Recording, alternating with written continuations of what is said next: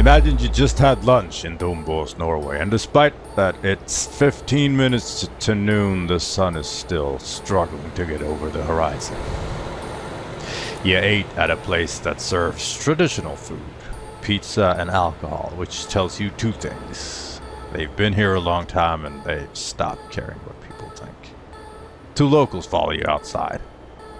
They've been eyeballing you since you rolled into town. Neither of them look very happy that you're here, so you ask the first guy, what's there to do in Dombås? And looks at you, at your truck, and then back to you, and it says leave. The second one adds, or wait. No further explanation.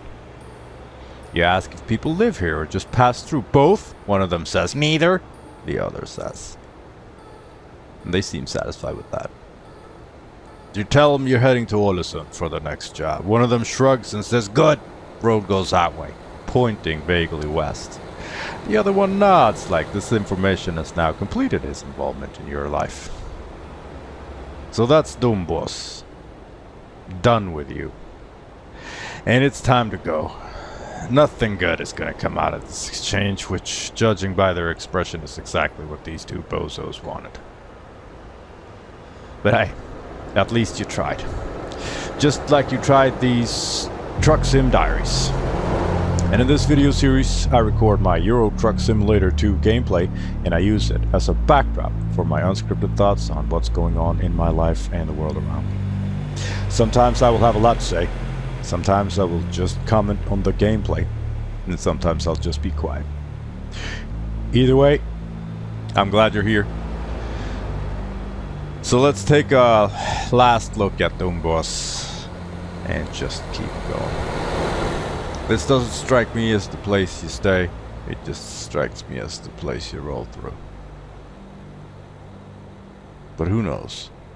Maybe Dombås is fantastic this time of year.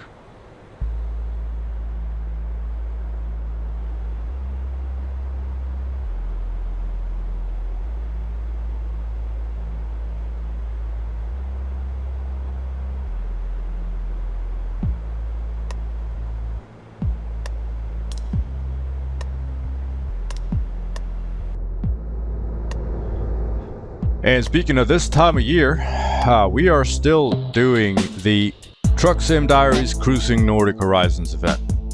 This is an event we're running based on the World of Trucks community event with the same name, where we are going to do a delivery to or from all of the cities in the latest DLC release, Nordic Horizons.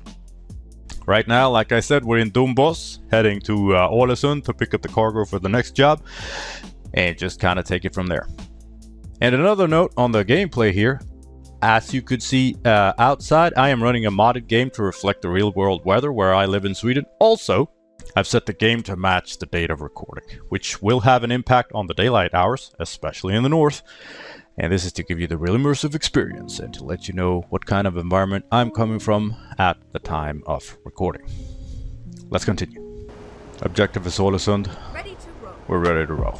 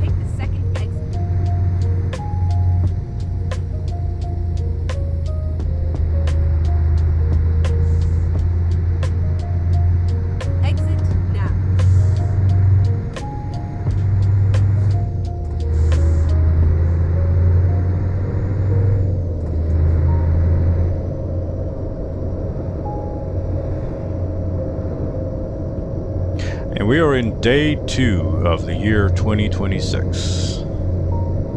And snow has finally hit us hard. Where I live in Sweden, we're in the middle of a snowstorm, so there are warnings. The men are prepared, women as well, I suppose. and it's coming down hard. It's not very cold, so what happens when we've had over Christmas and New Year, the temperature's been really low, but there has been no big snowfalls or anything. However, now there's enormous amounts of snow falling, and the temperatures are a little higher, so we're at freezing point, like 0 degrees Celsius. And what happens then is the snow accumulates, and since the snow is cold, it'll attract condensation, so water from the air, and the water from the air will freeze when it lands, when it attracts to the snow, which will make the snow like a lot heavier. So the water freezes when it comes in contact with the snow, turning it into this ice slush, and it gets really, really heavy.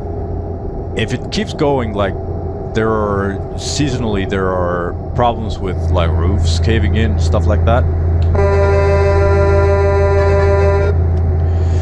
We don't have that. I mean, it's not that much snow,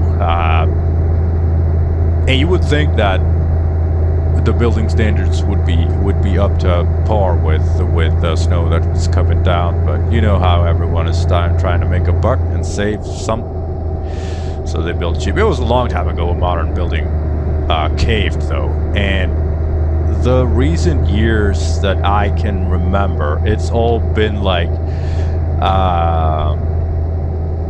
sports, like gymnastics buildings and stadiums and stuff like that, because they need to have such a big roof without any support. So it's that kind of thing.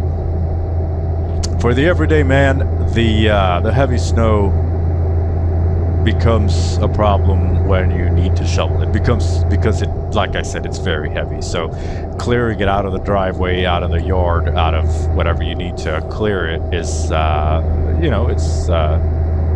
can be exhausting. I woke up early this morning by the snow clearing patrol. They're big wheel loaders and tractors and trucks and shit that clears the snow off the streets. It's been snowing for like maybe 1.5 days, and the big roads get cleared pretty fast, but like the smaller streets and stuff, they'll just have to wait. And like 4:30 was the time when they did it, and they have this of course they attach these huge shovels to the fronts of the wheel loaders, and they just jam the shovel into the ground, lifting the front wheel of the wheel loader in many cases, and they just plow. I guess a plow would be the technical term for it, not snow shovel, but you know what I mean.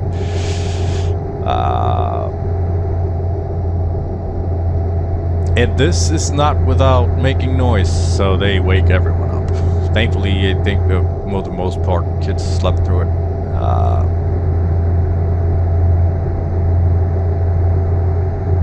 My son came down with something. He had a fever, so we had to abort the New Year's Eve plan. Or, well, we kind of half did it. The idea was to celebrate the new year with the neighbors. And I made this really good dinner. But it took it took a couple hours to prepare this food. But it was fun. And it was great. But all the while I was preparing, like during the day, my son was like, "I'm tired," and then he was like, "I don't feel so good." You're like, when he says he doesn't feel good, he probably has a fever, because he's normally like not the one to complain in the first place. So yeah, that happened. So what we did was we split up. We were supposed to be at our house, but we split up. My wife stayed for the first half with my son in our house, while I had the dinner with the neighbors. My wife does not eat meat, and the dinner was very much meat-centric. However, she has made the dessert, and she is a lover of desserts, so she took the dessert session. And it was actually a great way to split up the night, for me at least, because that way, you know, I could spend my social energy. I was there from for the first half of the night, 3 hours or something like that.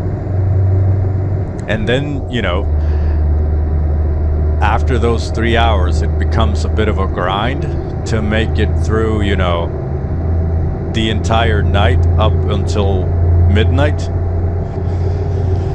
And I was like, I don't know if I have that in me, to be honest. Like, I'm on winter leave still. And I am feeling very rested, but 6 hours? I mean, it would be one thing if my wife was there, but she wasn't. She, you know, one had to stay back with the boy. So after about 3 hours, we switched. So she could take over. She could come in with new energy. The dessert, it was great. It turned out really nice. I'm like, can we do this more? You know, can we not do this always? Be like, you guys will come over for dinner. Be like, yes, I will be there for the first 2 hours, and then my wife will show up and take over.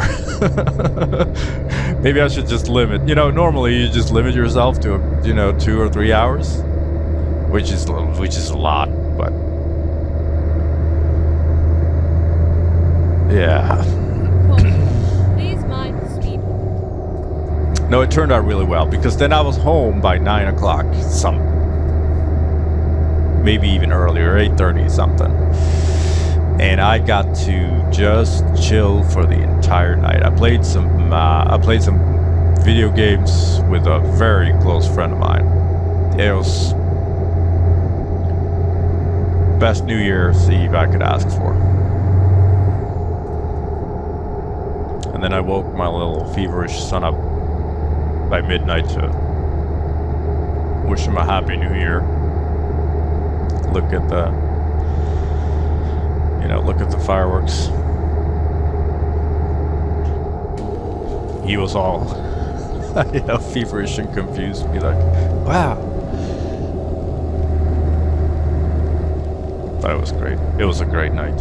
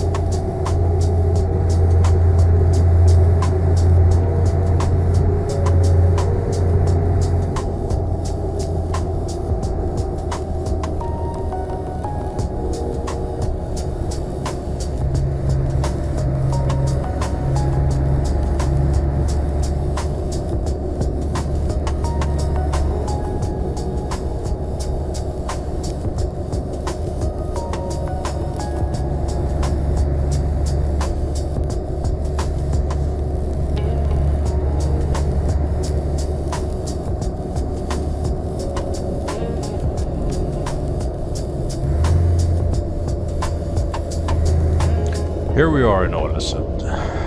And from here we're gonna pick up the cargo for the next job. And I don't know what that job is, because the event we're running is a World of Trucks event, and that is the SCS software which makes this game. They make these jobs that the community can take. So we need to go into the in-game job, browser, and finish those jobs. And once the job is taken by a player, that job will not be available for any other player. So these are all handled by someone or something.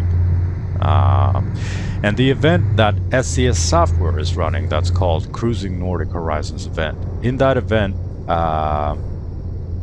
it's all handled in single player, but it counts towards this big pool of jobs. So the community is going to do, if the community does enough deliveries, which I think was like 300,000 tons of delivery, or kilometers or something like that, they get a community reward, or the participating players gets a community reward. And if the participating players does 6 deliveries to 6 cities in Sweden, 6 cities in Norway, and 6 cities in Finland from this release, they get a personal reward, which is like a paint job or some trinkets like you see that I have in the cab here, like this little owl. He was a reward for a job like this. Excuse me. Anyway, so I'm doing that, but also I'm doing the Truck Sim Diaries Cruising Nordic Horizons event, and that involves doing a delivery to or from all of the cities in the Nordic Horizons DLC. Now what I do is I do one pickup from a city that I've never been to, and then I do a delivery to a city that I've never been to in this DLC release. That means after I've done a delivery, I just scoot over to the neighboring city and take a job from there. That way I get to check off, cities faster. Not that I'm gonna burn through this this DLC and then like be done with it or anything, but to kind of get it done. It needs to be done before the end of January, and I think we're gonna be just fine.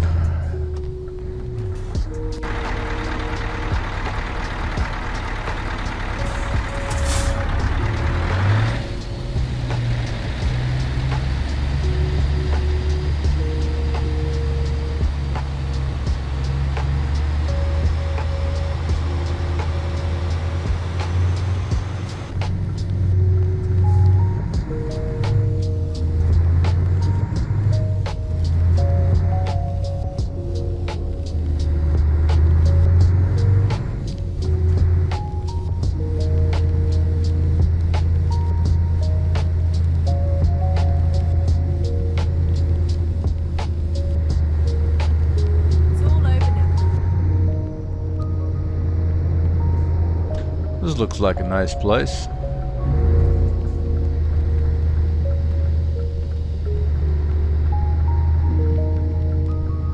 Ferry Interest Club is having a meeting, I see.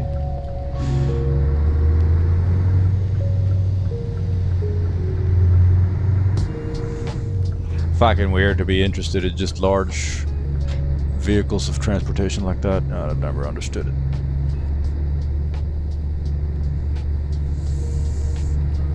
So what we're going to do now is we're just going to pull over and then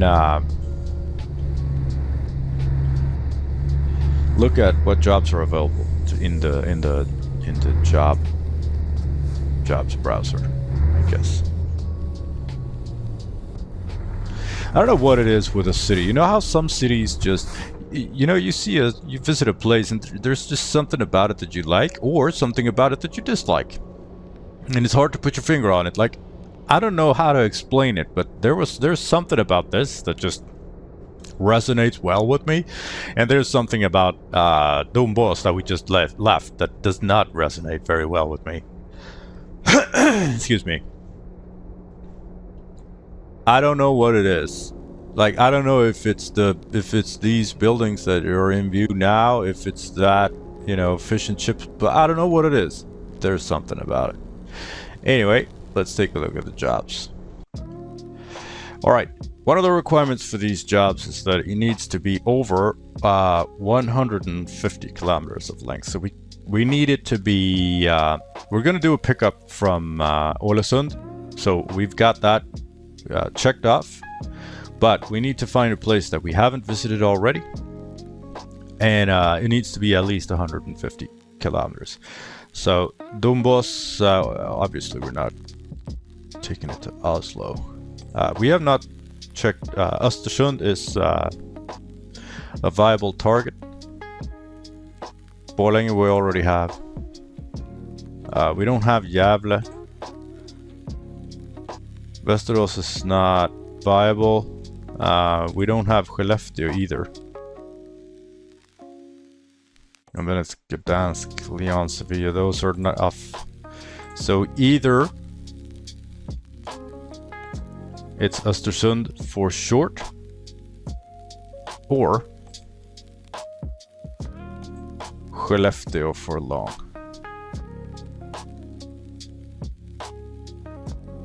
And we don't have Arvidsjaur, and we don't have Luleå either. However, if we go to Östersund, there's not really anything to pick up cargo from. I mean, we're gonna have to do it at one point or another. But going from Östersund to another city will take some driving. So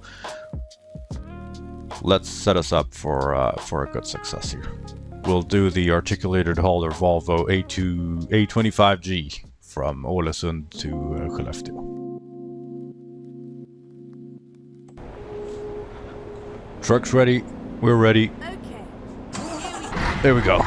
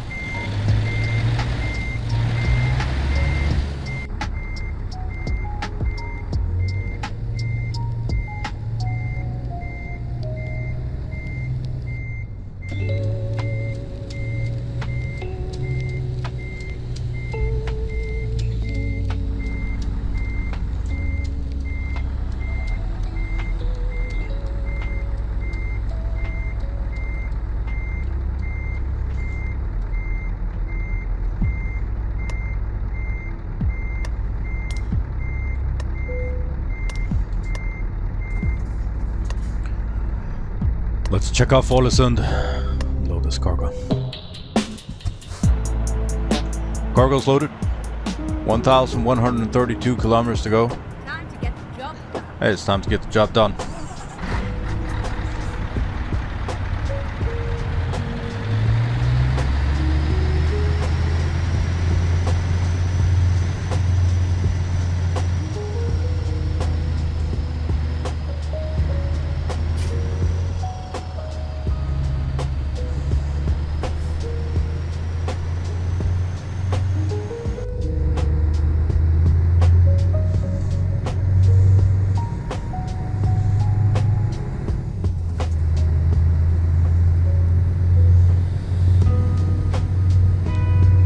We got fuel for 1,257 kilometers. So I feel like I don't wanna take any chances. We're gonna do one refuel. ETA is 20 hours and 31 minutes of in-game time.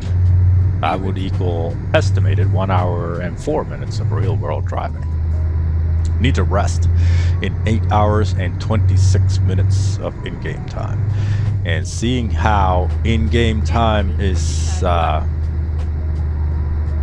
minutes past 5, I think maybe we're gonna take the sleep in just a couple of in-game hours, because like I told you in the beginning here,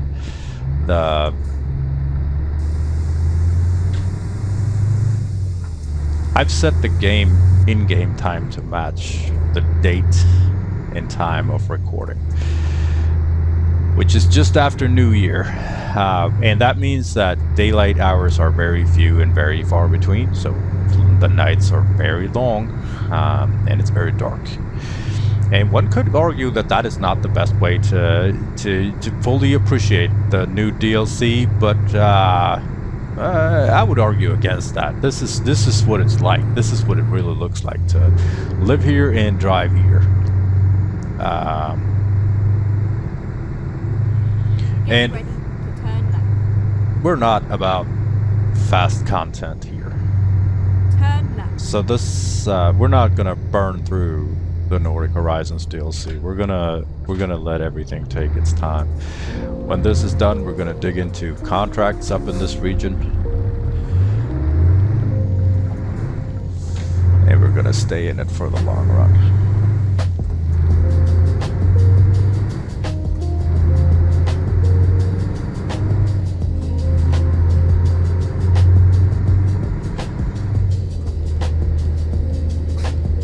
At the roundabout, take the second exit.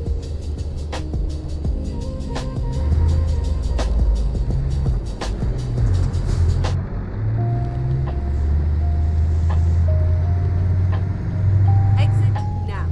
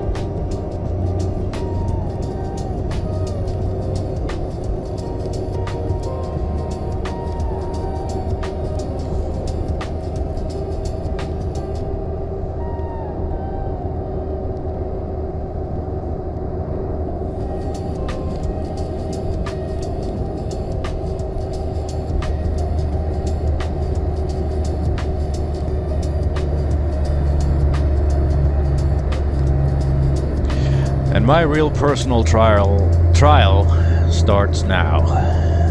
Up until now, this winter has been very mild, both to me mentally and weather-wise, and I think that, you know, those two goes hand in hand. There's astronomically, it is impossible to escape the darkness.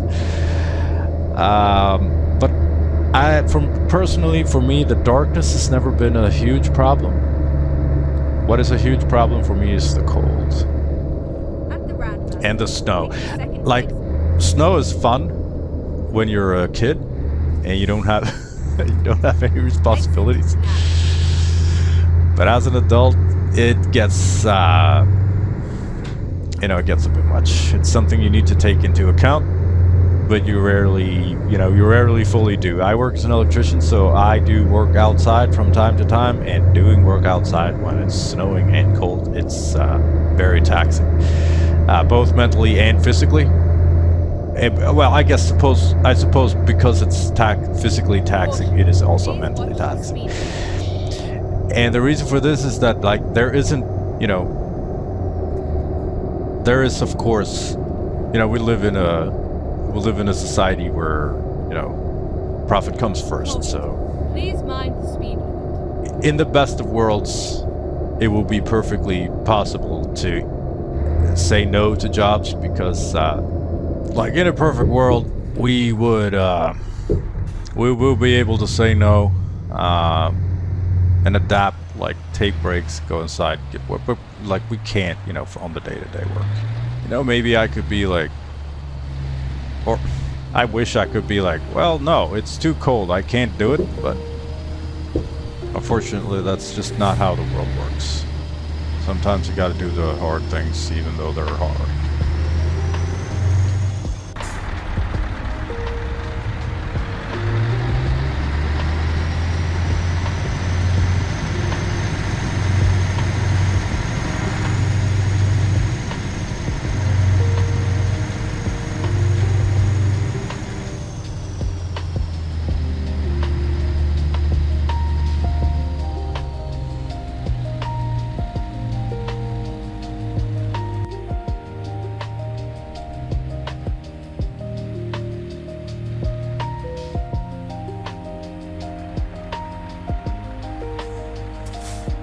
Let's go for a ride on the ferry. Recompute. Well, we're here. Let's get off.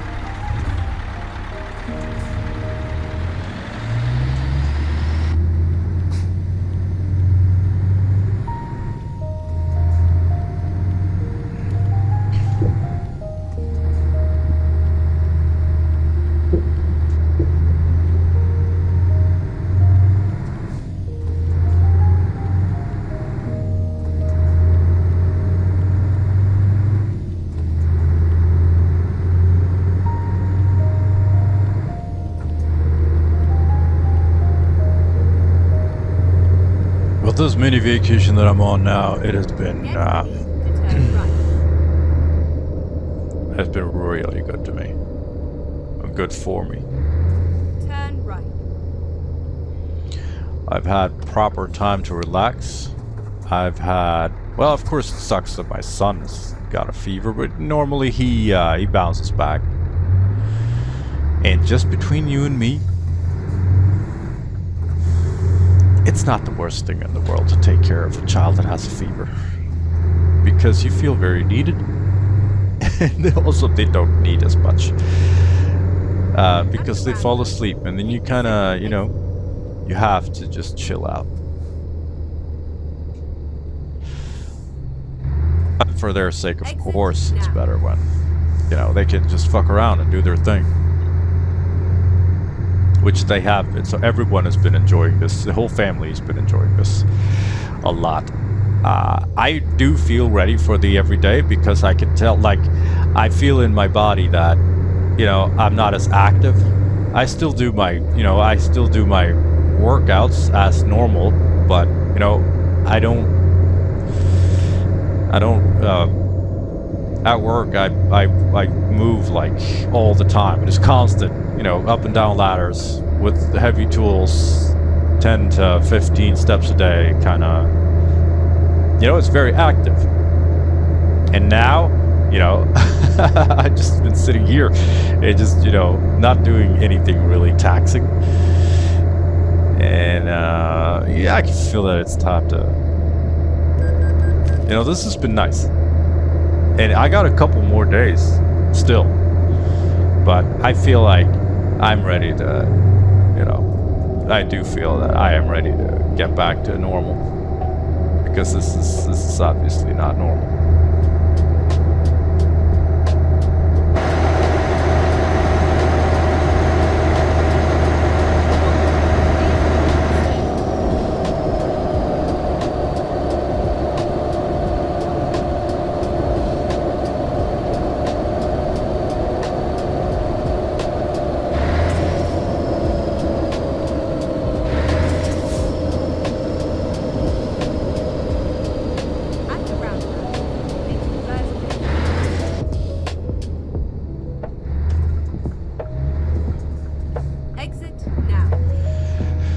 Alright, it's 9 o'clock in the evening, in-game time.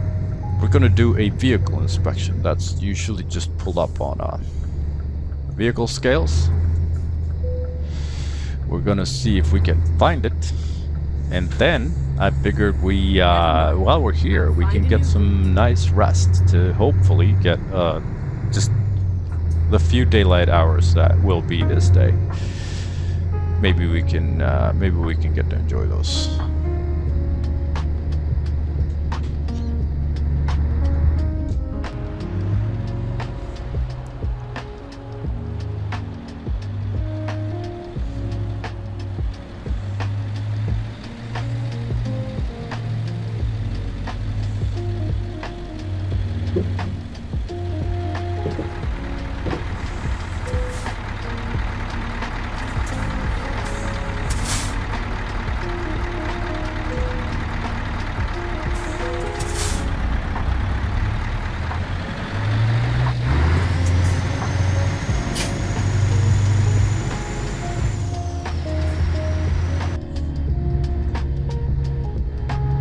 Thankfully, we made it with flying colors. Now let's see about that sleep.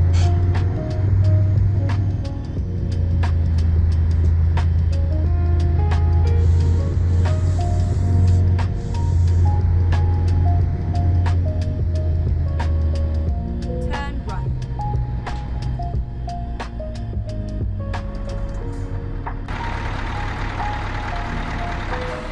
Alright, let's rest these baby blues. We wake up at 5:45. Everything looks the same. Same snow, same darkness, just hours passed. I told you I'd give you the real immersive experience.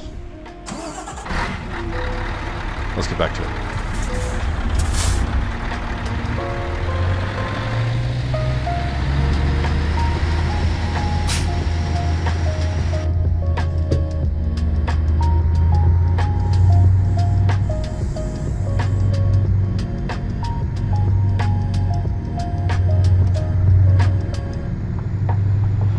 And workout-wise, I have been bulking. That means eating at a... what would be the opposite of a deficit? Surplus. I eat more calories than I need. Not by a lot. Well, I mean, it's a holiday, so I guess a lot. I've been putting on some weight, a little bit of fluff, and some muscle, because I'm doing this thing in the workouts where I do progressive overload, and I've redone my schedule a little bit. So Mondays I do push exercise, like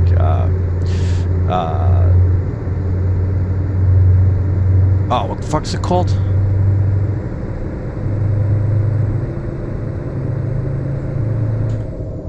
Can't remember.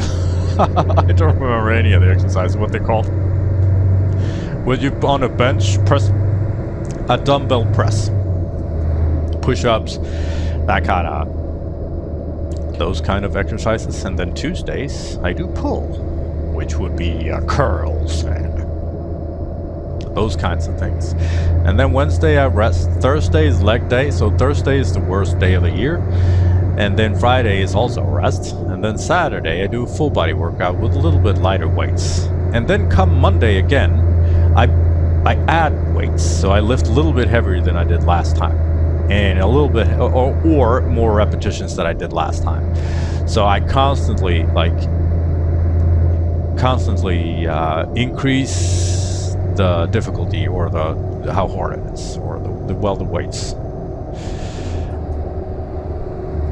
And after I've switched to this schedule and I eat a little bit more, I can increase the weights at a higher rate than what I did before. Newsflash, shocking to no one. But yeah, it's pretty fun. Like, before I did this, I was focusing on being in a caloric deficit to make my body fat percentage as low as possible, so get, shredded. But this is fun. This is pretty cool. Oh, look, another ferry. There's a lot of that here.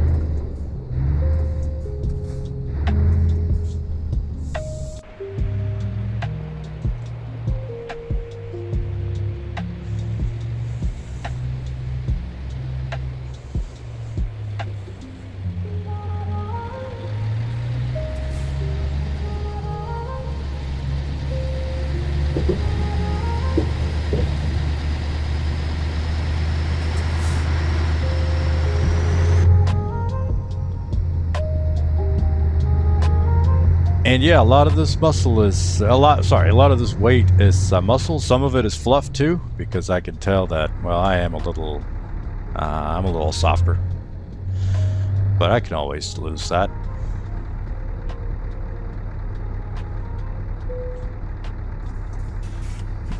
All right, let's ride this ferry. Recomputing. And before we know it, we're back out in the snow again.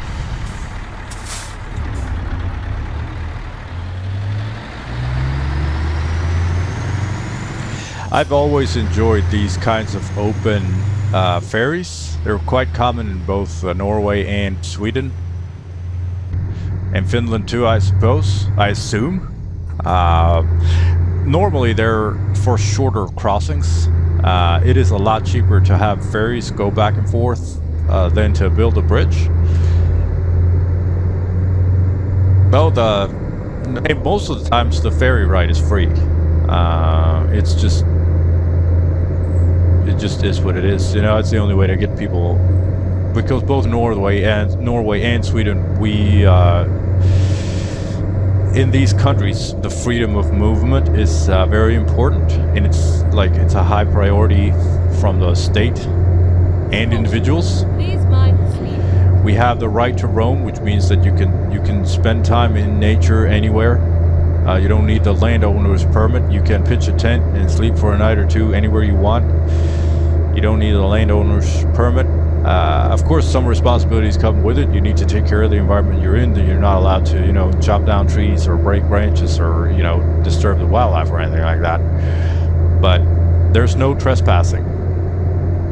Caution. Please watch the speed. Which is, fantastic, of course. But yeah, these ferries, I've always, I guess in general, a ferry crossing is fun. But the open ones, and you get to step out of the car and just look at, I don't know. Ever since I was little, every time I do it, I feel like a little kid.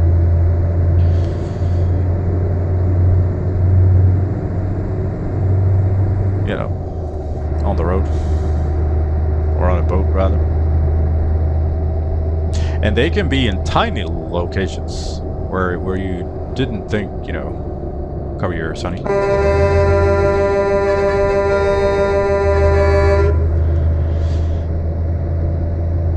Where you normally wouldn't expect there to be a ferry. Just tiny little islands where only a handful of people live, they still get a ferry because, they need to be able to move, go to work, stuff like that. It's very nice.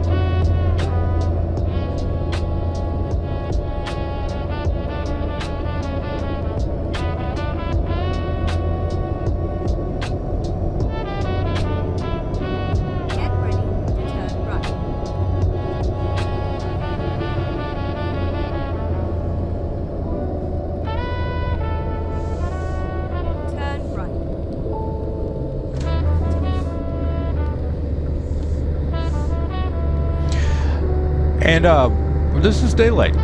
It's pretty nice. You know, I got these new sunglasses here. We can just see. I guess we'll just leave them there for now.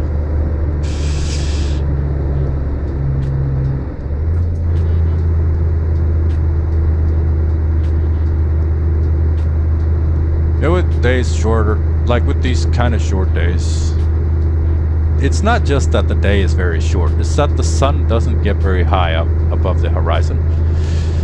So it's always this, it's like golden hour only sometimes, for a couple of hours, and then it's dark again. So you never, you know, whenever there's a cloud cover, like now, it's just gonna stay dark, you know, for the entire day. And if you go far enough above the Arctic Circle, the sun won't rise at all.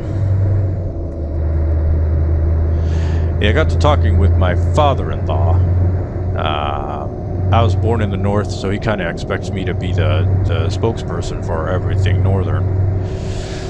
And he asked me about this, if the darkness is like a topic of conversation. And I mean, I was just a kid when I lived up north. Darkness, from the way I remember it, and the people I know up there, the darkness is not really a problem for most people, because there's most of the time there's snow during those that part of the year, so you don't perceive it as fucking dark as you do in middle or southern Sweden, where you don't get the snow, but you do get the darkness, and you get the rain, and that is a lot more taxing on the mind than the snow is, because the snow does make it a little brighter, make it seem a little brighter.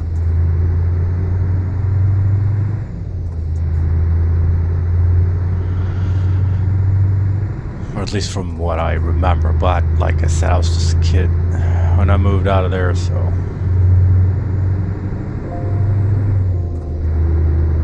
You know, who knows? Alright, let's take a look at some questions here. I got a bunch. Oh shit, I got so many saved, like, I don't know where to begin.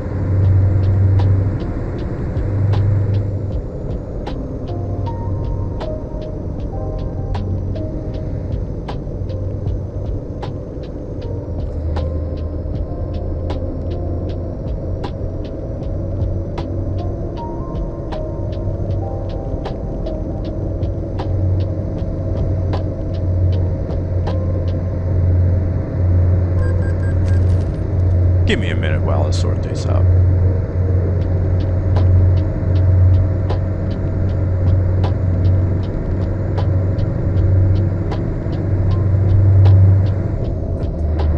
Keep left.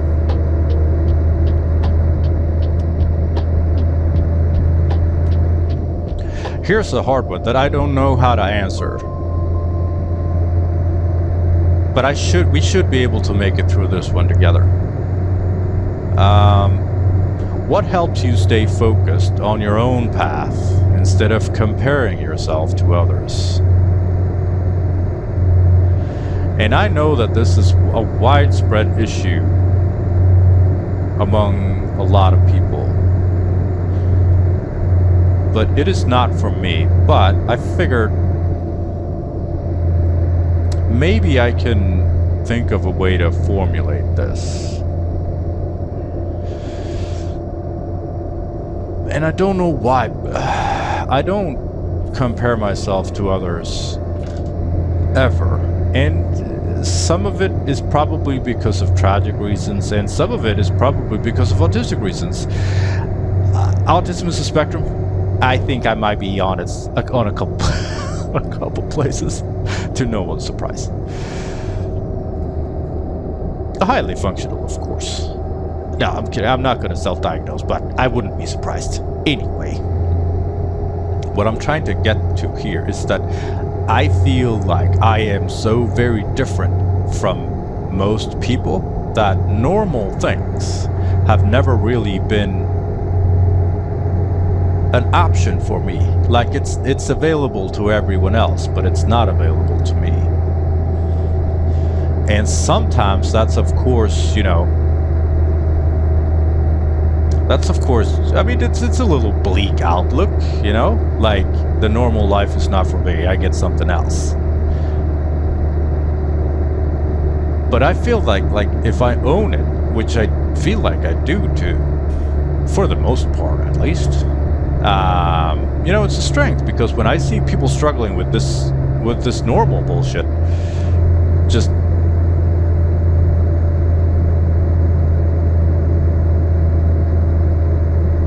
I mean, the question is, what helps you stay focused? And I guess that's not, you know, that's not, that's the hard thing for people, I guess. Because I don't feel like I need to focus on going my own path. It's the only path that I have. Like, for me, it would take an effort to try to take some other path. At the roundabout. Like, for me, the question should be formulated, what helps you stay focused on everyone else's path instead of your own? Exit now. Just like when you talk about the needs of people, the things that people commonly want, I feel like I'm from another planet, because normality has never been like, it's never been an option for me. It has just never been there. I didn't have a normal childhood. I didn't grow up normally. I didn't have a normal household. Everything was just... So I guess, what's normal for me is just so abnormal for a lot of other people. I've never felt that, a job, a wife, a house, and kids are like, for the most part, before I went and met my wife, of course, and even after I met my wife, having a job, a house, a wife, and kids, it never felt like it was gonna happen to me. Not like I want this so bad, but I'm afraid I'm not gonna get it. More like this is just not gonna happen. It's not for me.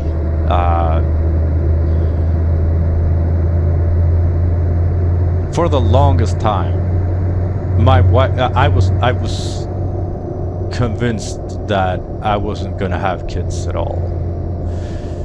And I think, the reason why has been, a little bit back and forth in my mind throughout the years. And the fact that it's not something for me, it is something for other people. It's normal and therefore not for me. That's probably always been there to a very big extent. Also, I had a really bad experience with kids at one point. So I met this girl. And she kind of... I was at a very low point in my life, and she came in and, washed all the bad things away. I went from the saddest person on earth to the happiest person alive. And we had a very intense relationship, and she was not very difficult she was not very easy to live with. She was not, she was not always in contact with her emotions, and I'm not gonna blame her, neither were I. Maybe I was a bit too much with my emotions. I always felt that with her, I always felt like I was living on borrowed time, and I was. The thing is that she had a little girl that was like not even 2 years old when they moved in with me, and this little girl became like my own little girl. And so she lived with me. I did the whole kid thing. And then all of a sudden, this woman, she decided to just end it, just with no explanation. I still don't know why. She's not the talkative kind, so I will never know. But all of a sudden, they were just gone. And since this kid was not mine, I had no claim on her. Like, I couldn't, ask,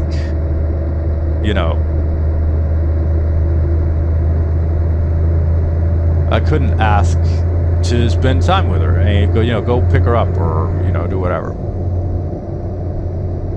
She was just out of my life. No questions asked, no explanations given. And that destroyed me, pulverized. I was just this shell of who I once was. So, the emotional toll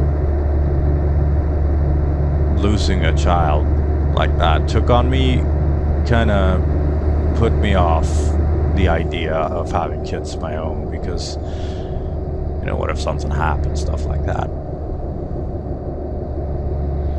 So that was also a big reason for me to not get kids in the first place.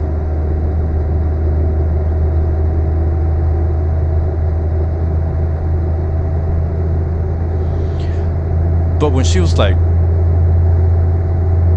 and though I don't feel it, I understand that women have this, this biological clock ticking that's like, get kids. I've never felt that. Because it was like, what am I gonna do? Get, be normal?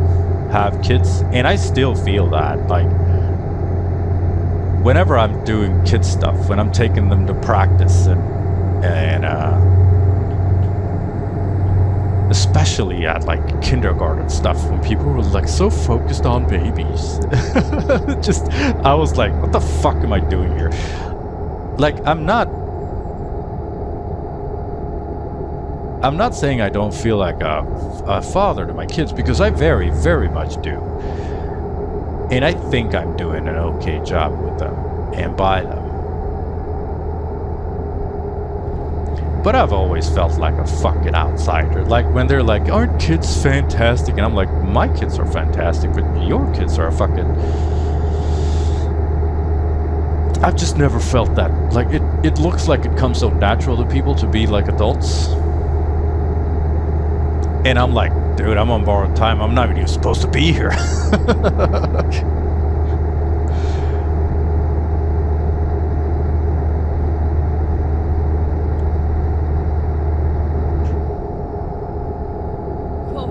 It's like, I'm not saying that this is the way to do it. Just be more like me. But I think, because I'm trying to answer a question here. How do you stay focused on your own path instead of comparing yourself to others? I guess you gotta mentally just practice on focusing on yourself. A couple practical tips is get off social media. Because the whole comparing yourself to others, look, I'm 42 years old.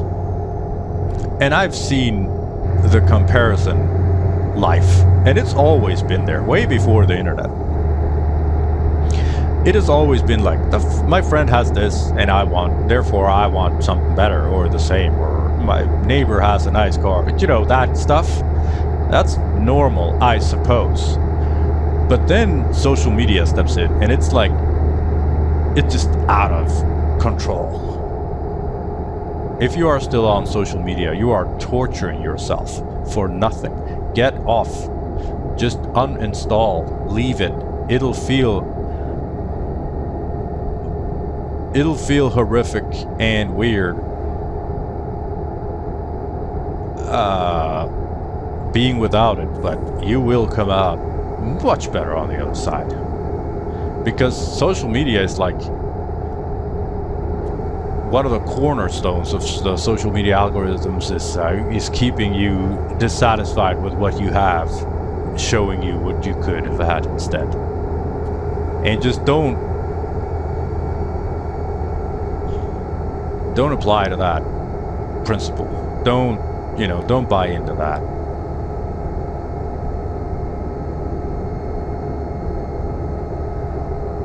What helps you stay focused? What helps me stay focused on anything? What helps me stay focused on the things that I don't want to do if it doesn't come natural to me?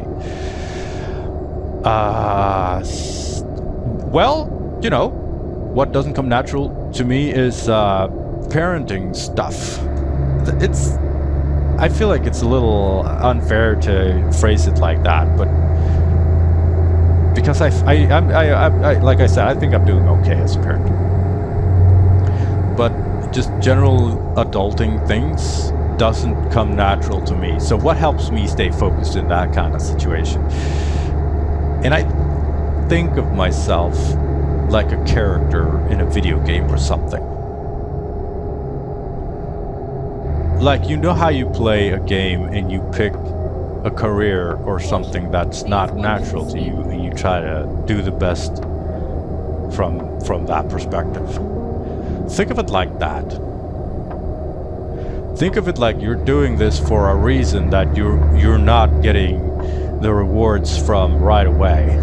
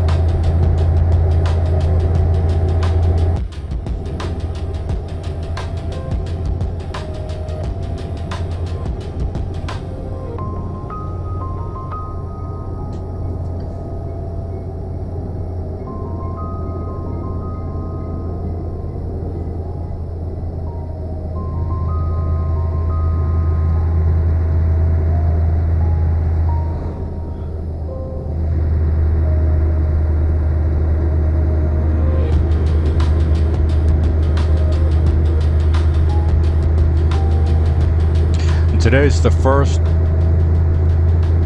normal day, the first weekday since Christmas and New Year's. So there's like everything that's been built up, like packages that are going to be delivered, shops that open, all that kind of stuff. Everything just crashes today. My neighbor just knocked on my door and asked me to help him move water heater into his house because the delivery guys just kind of showed up at his doorstep with it. And he was like, I need to clear the snow first. Can you wait? And them being the service-minded individuals that they are said, nope. Just fucking left it. Came knocking. He's a very good neighbor. And I didn't know what he was talking. He was like, I got water here. I gotta take care of it. He was obviously stressed. So I thought I was gonna hook it up, the new one, disconnect the old one, something like that. So I got ready for heavy electrical duty. But it was just a movement job, so. But there's been a lot of snow, so today is going to be, not only do I need to go downtown to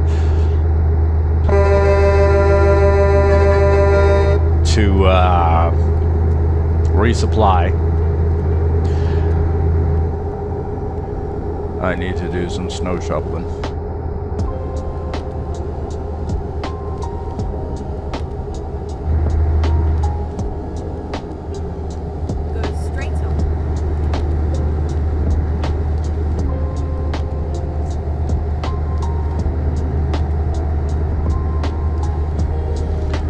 Also, I think I need to go by my father-in-law's house to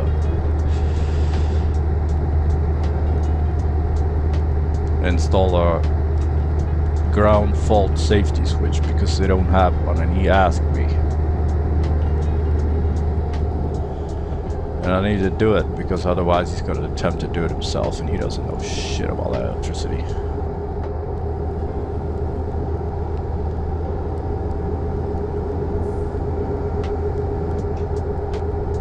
I don't want to, though. Keep But right, and then exit right. it's a safety thing, and kids play in that house, so I Exit feel like I have to. Get ready. Turn left.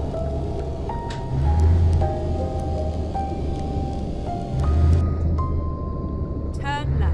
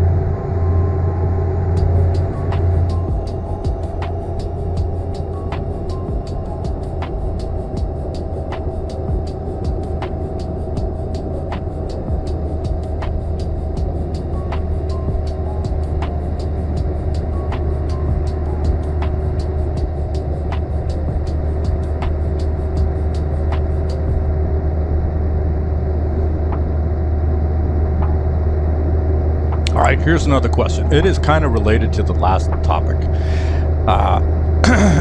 Question is, anyone quote unquote start life after 30? How did you do it? And that's very much me.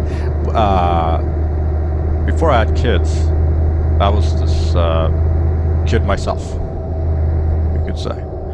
Just living for, you know, it was a nice life, but it wasn't really meaningful, you know. And I've been fine with having a life that doesn't really have meaning, because, like I keep touching on this subject, I've never felt that I was born for a reason. It probably harkens back to my parents not, you know, being like regretting they have kids, but so that's, of course, that's gonna, you know, color me. But either way, I've never felt that life had meaning, and I've never felt that I had a reason or a purpose. So I kind of made the best out of the situation and just, you know, find things that I enjoy and did those things. Bye. The sign on the street said bye. Anyway, so in comes my wife. I met her way before I was 30, but I've been a long-term project of hers. Go straight on. And I think she knew this about me, and I also think to some extent that she kind of liked that part of me. Otherwise she wouldn't, like, obviously. Because she's a very structured person that has a lot of, you know, everything is planned. Nothing happens by impulse, by chance, or luck, or bad luck. And therefore, Please watch the speed. she's kind of bad at handling those kind of things.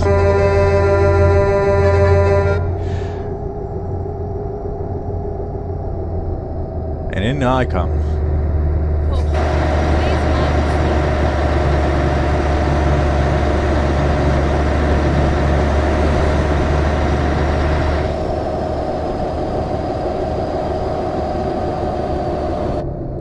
the Anyway, so I lived this life of just... I don't think I've ever felt that life is like... The meaning of life is to do things that you want. And for the most part, maybe I would consider, like, before I got kids, exit now. I wasn't really living as much as I was just not dying. You know what I mean? It sounds dark, but you know, it is what it is. I've never felt like I haven't felt like I'm waiting to die or anything like that, except for my darkest moments, but I've never felt that, you know, I have a life of purpose.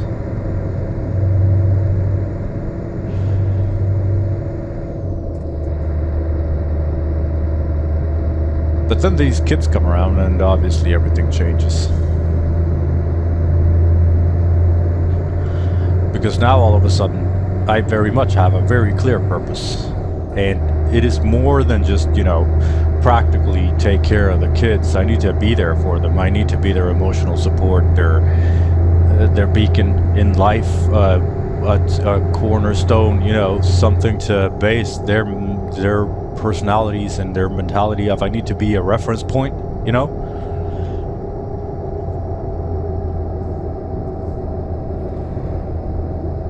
And that's one of the best things about having kids is I don't have to focus as much on myself. It's more about them. And the times that I do get to focus on myself, they get, you know, they're better because they're fewer, far between. They're more focused, more intense.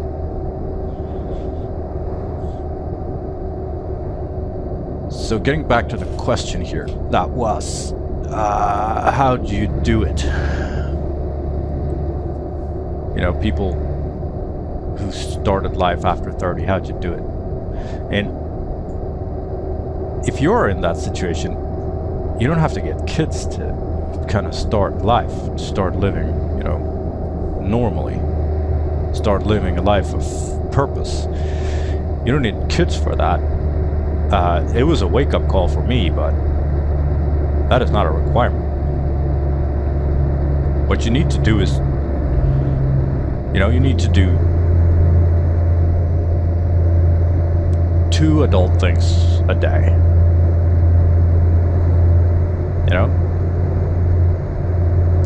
Go to work, that's one, and then something else.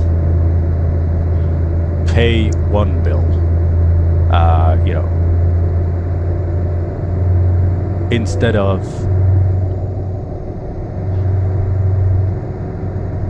reaching for a video game controller first thing,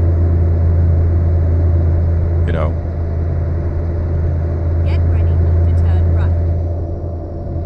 fix something that's broken, clean something that's dirty. This is like basic how to get out of a depression, steps. But it works really well. Because even if it's just 2 things, there's going to be 2 more things the next day, and then 2 more things the next day. And after a week, you'd have done 14, adult things. And that is a person who's got their life together, And then this whole doing things with purpose, that's super important. Oh shit, I can't turn left here.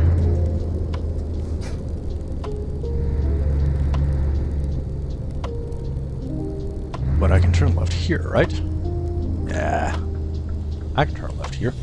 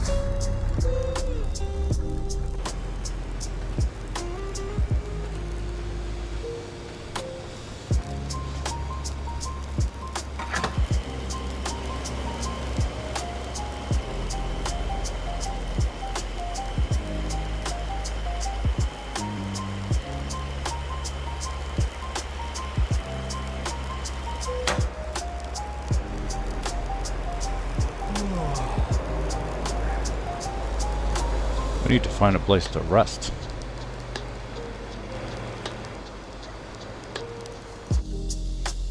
Let's do this.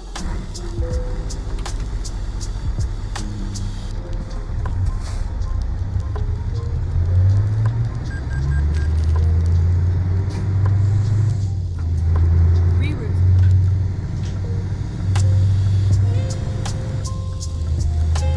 Turn left.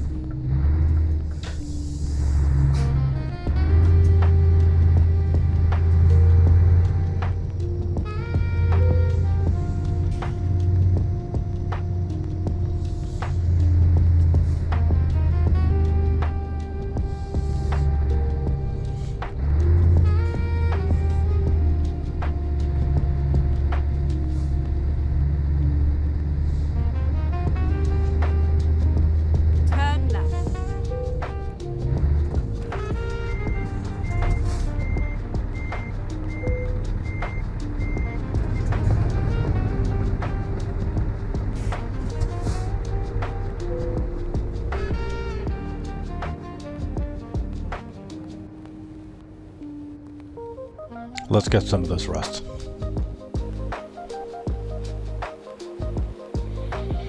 We wake up at 5 in the morning. And you see how much brighter it is thanks to the snow. I told you. The snow helps. Not as much as these headlights, but it helps.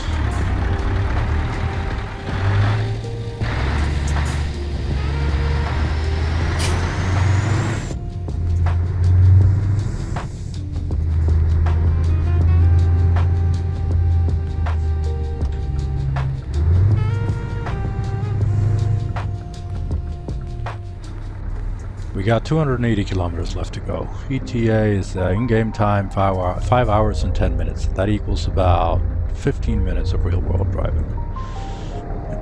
So we're almost there.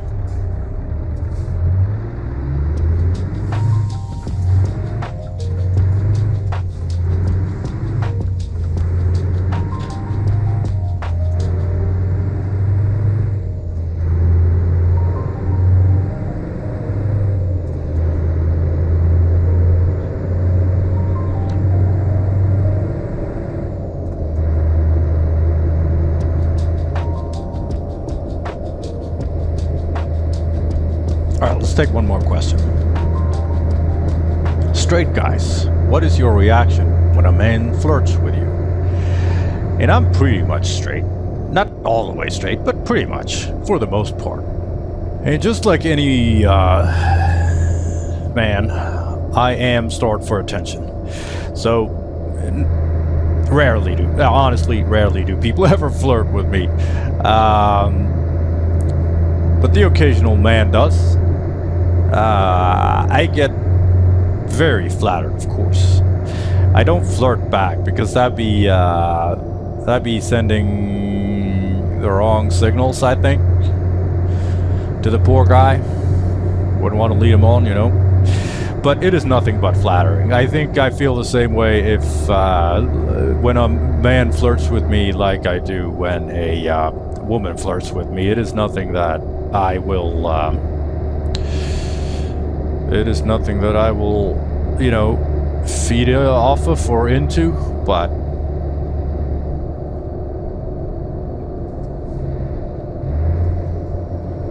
I know it's flattering. And I think I also take I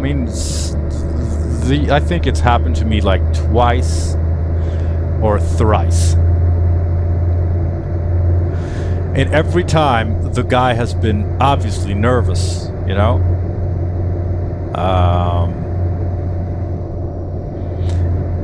And I can appreciate the bravery, I really can. I don't think I look gay. But who knows, you know? So they cannot know, you know?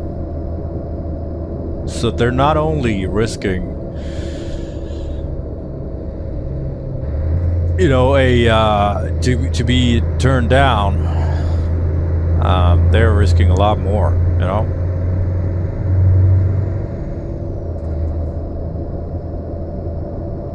And I can really appreciate that bravery.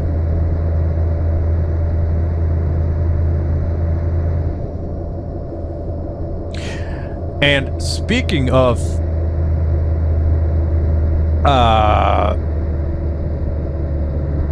flirting with other people when you're in a relationship, the next question is, what is the pros of singlehood? And oh man, there are so many pros of singlehood.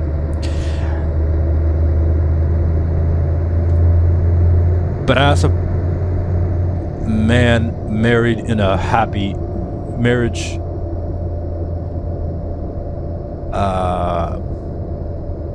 you know, it's like when you're working and you can't wait for vacation and something like that. Or sometimes when you're well, I don't know if this happens to you, but it happens to me every now and then. Sometimes when I'm well, like I feel good, I'm not, you know, sick or anything like that, I can kind of long for it, you know, just staying in bed all day, just even though that whatever I do, of course, you know, The only thing I want is to get well as fast as possible. You know, the grass is always greener on the other side kind of thing. So from my perspective, there's a lot of, I mean, oh man, there are so many pros to Singlehood. Get ready to turn right. It's like when I want sometimes my wife and kids, they go visit my wife's parents and I don't go with them. I stay home for a weekend just for myself. And the build-up is fantastic because like, oh, I'm gonna do this and that, and it's gonna be so great because of this and that, and then they leave and I'm just moping. I just want them to come back. I don't want them to leave at all. See, it's kind of like that. But the pros, oh, there are so many pros. Sleeping by yourself, that's a luxury. Stretching out, filling the whole room. And like, for me, it's hard to imagine a day where you wake up. Let's take a work day. You wake up. All you have to do is get yourself to work. You don't have to do anything else. You don't have to get anyone else to do anything. You just have to get yourself to wake up, eat something, get dressed, go to work. And when you're done with work, all you have to do is go home and be ready. You know, all you have to do is go to bed at some point. That's all? Like, are you fucking kidding me? Like, sometimes I shouldn't do this. I know it's wrong, you know. But sometimes when my single, childless friends complain how they're tired, like, how the fuck are you tired? All you had to do was take care of yourself and you're tired? What the fuck? Like, it's not like that. I respect everyone's, you know, energy. But from my perspective, it's a little weird sometimes. But that's life. That's what it's like.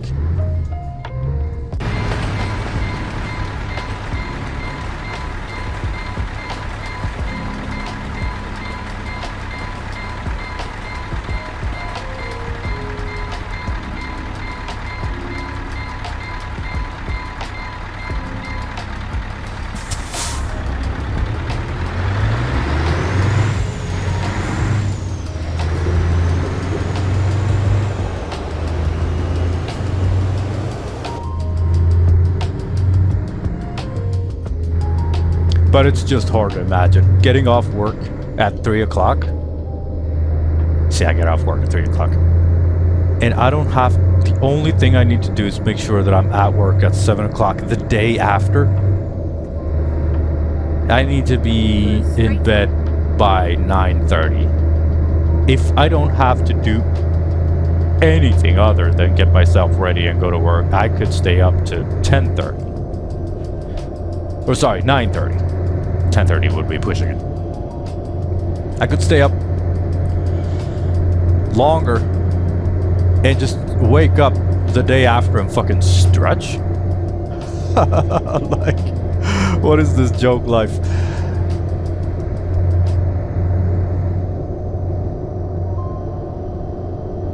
And be like, what do I want to eat today? What do I feel like today? Me, I, me, I.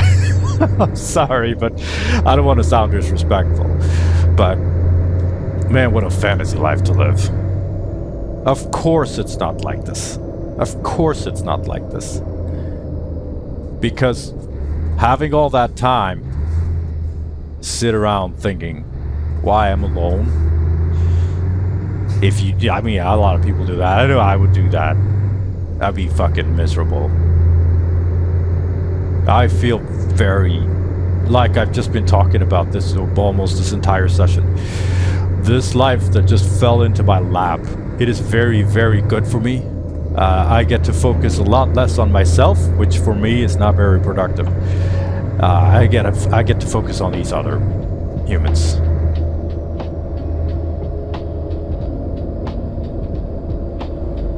But I can't deny Caution. Please watch the speed limit. that Singlehood has its perks. Get ready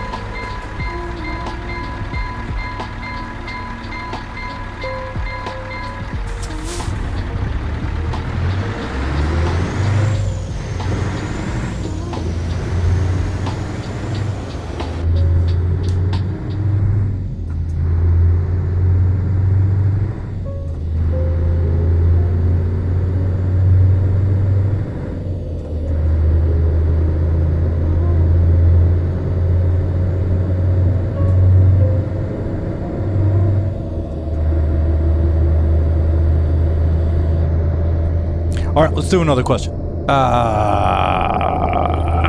What is the job that has the worst impact on mental health?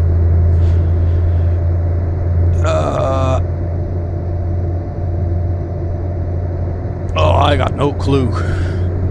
Out of all of them? Well, that completely depends. It can't be a single... Well, I'm sure there's one who has, like, the worst.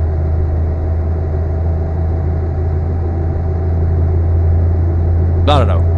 But for me, I worked for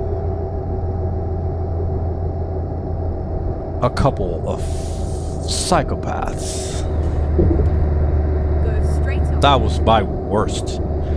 They made me feel so bad. I was a graphic designer and a photographer for this magazine, and working at that place, that was mental torture. They had the staff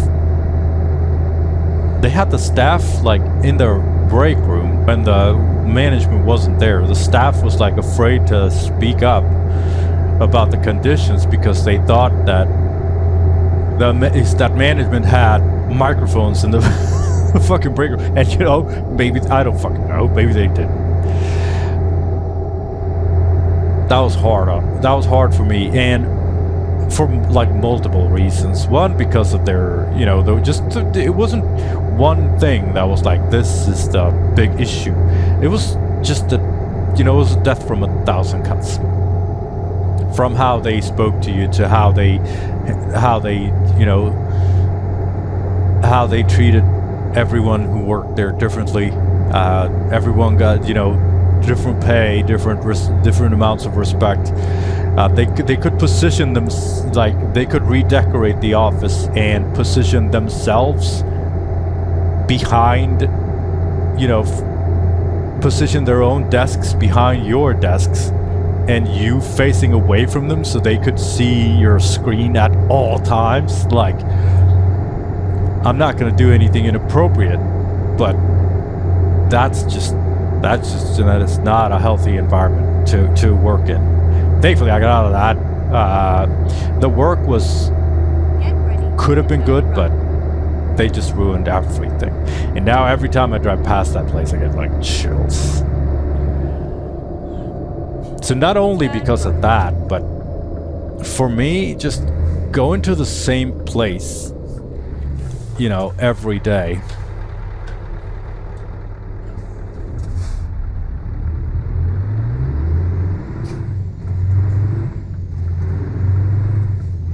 Meaning working in an office.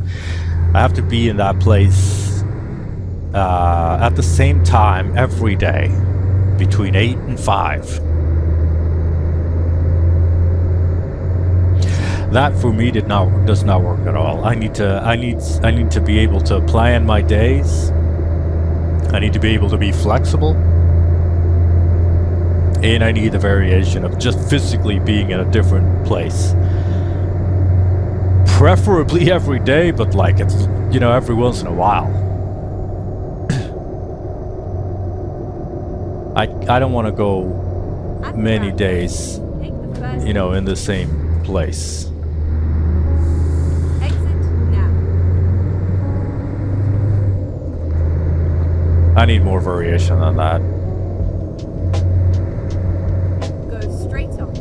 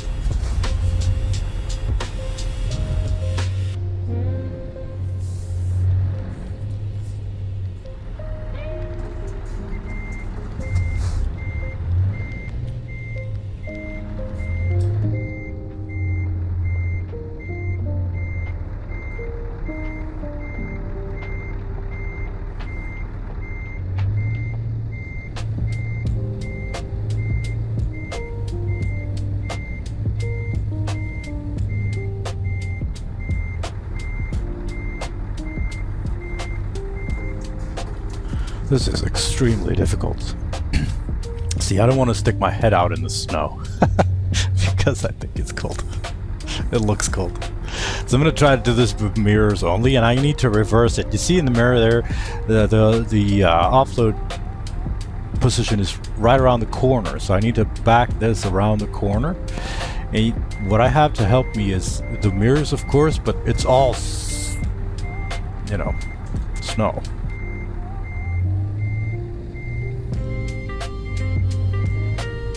Because I can't really see what I'm doing, which is one of the most important things when you're trying to do something like this. But we look pretty. Yeah, we're clear here.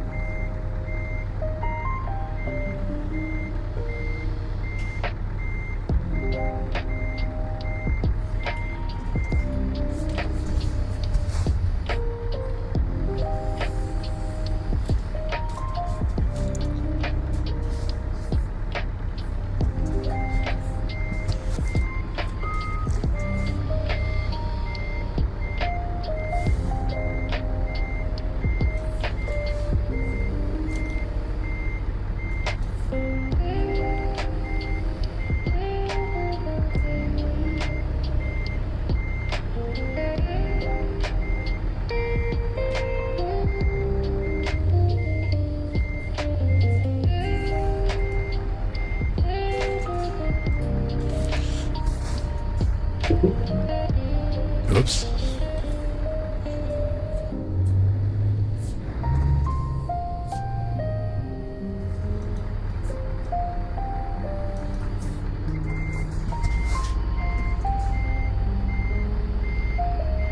Our rear mirror's all slush.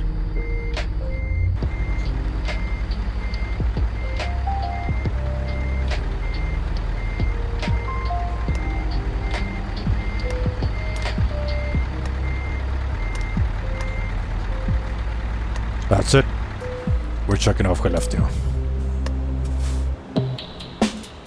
Alright, so for this session we got Ålesund checked off and Skellefteå checked off. So next we'll go either from Arvidsjaur or from Luleå. I think we'll go from Luleå because that'll kind of, you know, the eastern part will make sense. Anyway, let's take a look at today's job. 1,143 kilometers, 41.4 liters per 100.